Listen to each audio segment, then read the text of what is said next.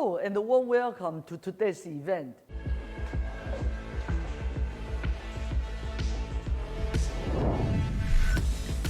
So, the Vive Pro 2 is released.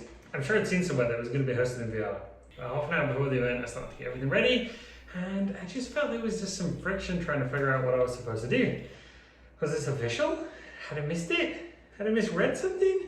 Or wasn't there a link or explanation? I went back through my email, I started checking everything. It wasn't until I found somebody else doing a live stream and happened to read some of the comments that I figured out what I was supposed to be doing. Now the Engage site was down.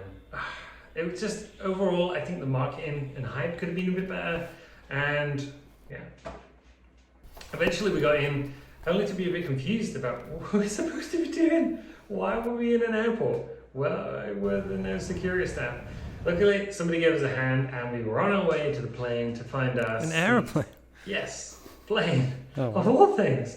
So much potential to do something futuristic, and yet we get planes. Whatever. Okay, so we sat through the announcement. I think this was our first attendance of a VR conference. It was okay. I mean, there was some random glitches with the other guests. There could have been a lot more immersion. And I mean, why simulate a boring physical conference when we could do anything we want? I don't know, I just wasn't impressed. It was a bit boring.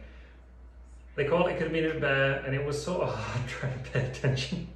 I'm not a fan of the independent PC-free VR headsets, and the Vive Focus 3 isn't my cup of tea. So if you're interested in more detail, hit us up in the comments below, and if there's enough interest, we'll do coverage of that too. Anyway, so on to the Vive Pro 2. It sort of looks like a mashup between the Vive Pro and the original Vive. I mean, how much can you innovate on a headset? The biggest change, I think, is the resolution, which they're claiming is 5K, and we'll get onto that in a minute. The field of view is now 120 degrees, like the Valve Index, and the refresh rate of 120 Hz, like the Valve Index, unless you switch to 144. The original Vive was released all the way back in 2016, and only had a resolution of 1080 by 1200 per eye.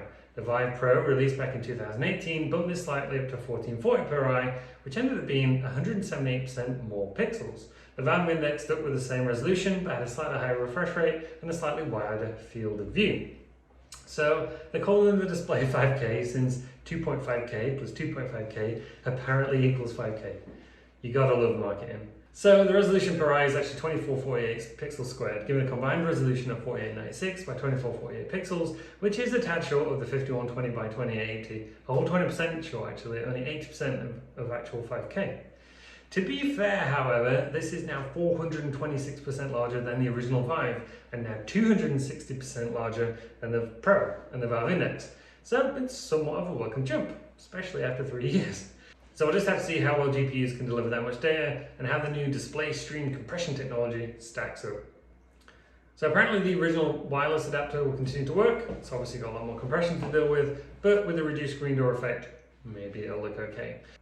The most exciting announcement, I think, is that the headset will continue to work with all the existing Vive Steam VR accessories, including the 1.0 base stations, trackers, face tracking, and any controllers also back to the 1.0 controllers. I mean, why wouldn't they? But it's not stopped companies before. If you already have the rest of the kit, you can pre-order right now at the discounted price of £659 for the headset or £1,299 for the full kit with the controllers and base stations.